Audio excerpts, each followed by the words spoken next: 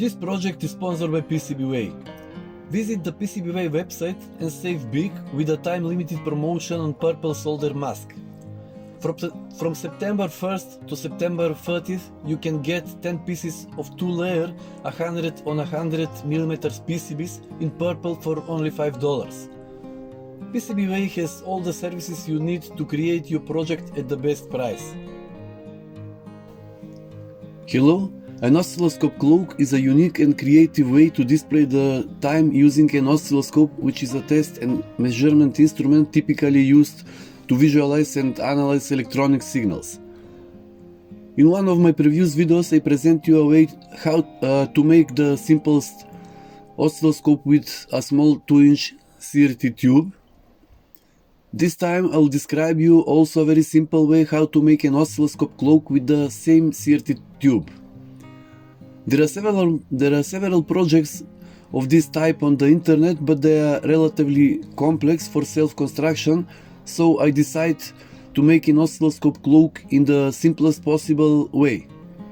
It even avoids the use of a main transformer, which is expensive and difficult to obtain, and initially the device works on 12 volts DC. But despite its simplicity, it is fully functional, highly adjustable, and has the option of automatically setting time via the internet. So it even outperforms more complex devices of this class. Basically, the device consists of two parts, and one is the signal generator, usually made with the help of a microcontroller. Another part is an XY mode oscilloscope that visualizes this signal in the form of an analog clock. First I will focus on the signal generator part. It is extremely simple and uses only ESP32 microcontroller module without any external components. The code is work of Mauro Pintus, and I just made a small modifications, so now with the button we can choose between a clock with standard or Roman numerals. If you enter the data of your local Wi-Fi network in the code, the time will be updated automatically via the internet, and if you don't have the internet, the initial time that will be appear then the clock starts can also be adjusted in the code in the given lines. Out of this, I successfully tested a version of the code with where the time is set manually through 3 buttons, but for the sake of simplicity I left this version out. This time I will not dwell on the installation of the code on ESP32, and it is described in many detailed tutorials that you can find on the internet. Regarding to the connection method, pin 25 of ESP32 should be connected to X input and pin 26 to Y input of oscilloscope. The ground from the microcontroller is connected to the ground negative pole from the scope. Also in one of my older videos you can see how this clock works on a commercial oscilloscope. Next I will briefly describe the method of making the XY mode oscilloscope. As I mentioned before, the device has a complete control of the position and size of the image, which is done with help of 4 potentiometers, and there are also potentiometers for adjusting the intensity of the light as well as for focusing the image. As in my previous oscilloscope project, I will also use an inexpensive DC-DC step-up module for power supply, where with an input voltage of 12 volts, the output voltage can be continuously adjusted with the range of 45 to 390 volts. So the complete device consists of the following components.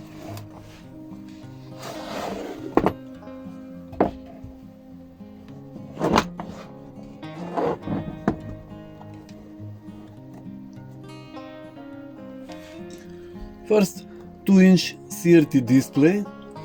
Next, step up power supply module, 12 volts to 350 volts. Next, LM317 voltage regulator, which we get a voltage of 6.3 volts for heating the tubes. 2 EF80 tubes as horizontal and vertical deflection amplifiers. Several passive elements, resistors and capacitors, 6 control potentiometers, 1 button mode, and ESP32 microcontroller board. At the input of the boost converter we bring 12 volts, which then increases to 350 volts here. The output voltage can be precisely adjusted with this small multi-turn potentiometer. This high voltage serves to power the CRT display and the tubes.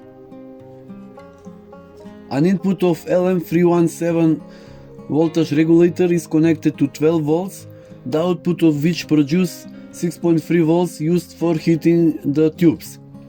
Since the heating current reached a value greater than 1 ampere, the regulator must be mounted on aluminum heatsink.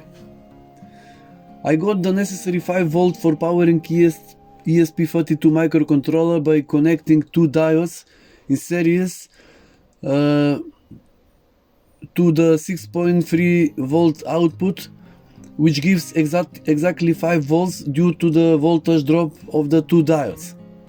In fact, the basic idea of simplicity of the device required the use of a single power supply for all the components, and at the same time, it should be performed in a simple way.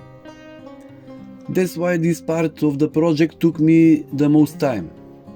2 EF80 vacuum tubes are actually horizontal and vertical deflection amplifiers. Initially I wanted to use MPSA 45 NPN transistor for this purpose, but during a random mistake they are burnt out and I didn't have any spare, so I decided to continue with vacuum tubes. But these tubes were used for a long time in all devices, so they had different characteristics. So instead of a fixed resistor, I placed a trimmer potentiometers on the cathodes, with which I can adjust the clock circle as precisely as possible. And now let's see how the device works in real conditions. After switching on, a certain time should pass for the cathodes of the tubes to heat up and an image to appear on the CRT screen. During this time the ESP updates the correct time if the Wi-Fi credentials are entered in the code, and so the clock starts working. Let's see now how the picture adjustment potentiometers react.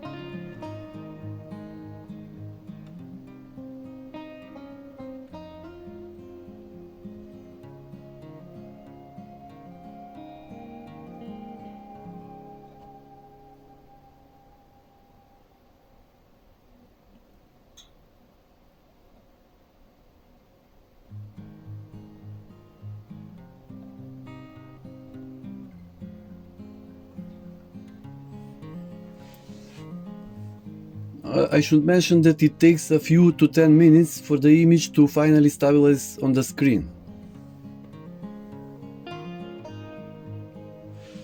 As I mentioned before, with the help of the button we can choose between a clock with the standard and Roman numerals.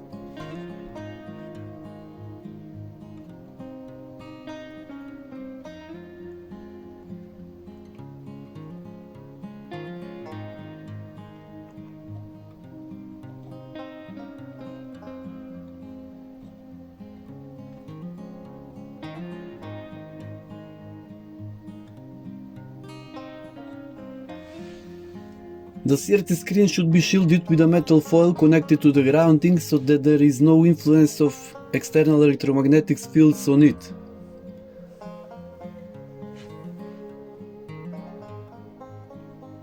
I haven't had a chance to try it, but I assume that the same circuit with minimal or no modifications should work with similar CRT tubes.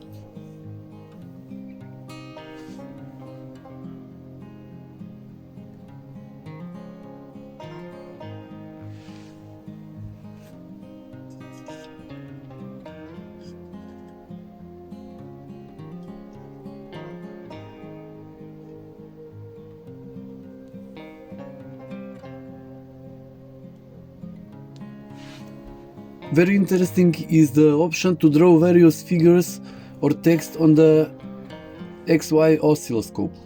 If we bring signals with a certain frequency and shape to the inputs of the XY oscilloscope, we can get any figures, text or images on the screen. For this purpose, there are several PC applications which generate a signal on the sound card, which is then converted into an image or text. For this purpose, I have installed a switch on the back side through which we can choose the type of input signal between microcontroller unit clock or an external signal source, in this case a PC sound card. Now let's look some examples of generating text and images.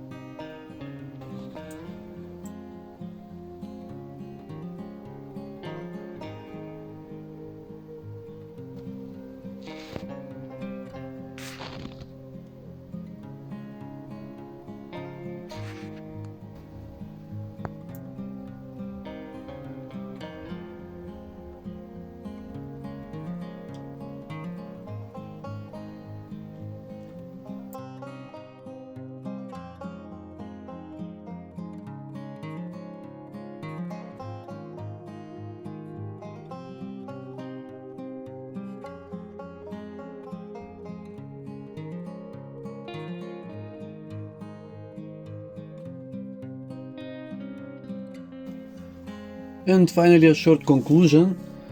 Building an oscilloscope clock can be very fun and educational electronics project. It combines aspects of programming, circuit design and creativity. But we should keep in mind that this clock is almost unreadable in daylight, which is a characteristic of the CRT display itself, so those beautiful pictures of such devices that you see on the internet are actually taken in a partially darkened environment.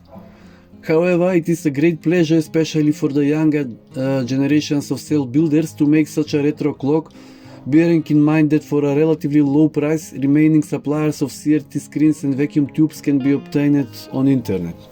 And finally, a safety note: please do not attempt to recreate the experiments shown in this video unless you are familiar with high voltage safety techniques. Direct current, even above 60 volts, may be lethal even when the AC supply voltage has been disconnected due to the stored energy in the capacitors. I have no responsibility on any hazard caused by this circuit. Be very careful.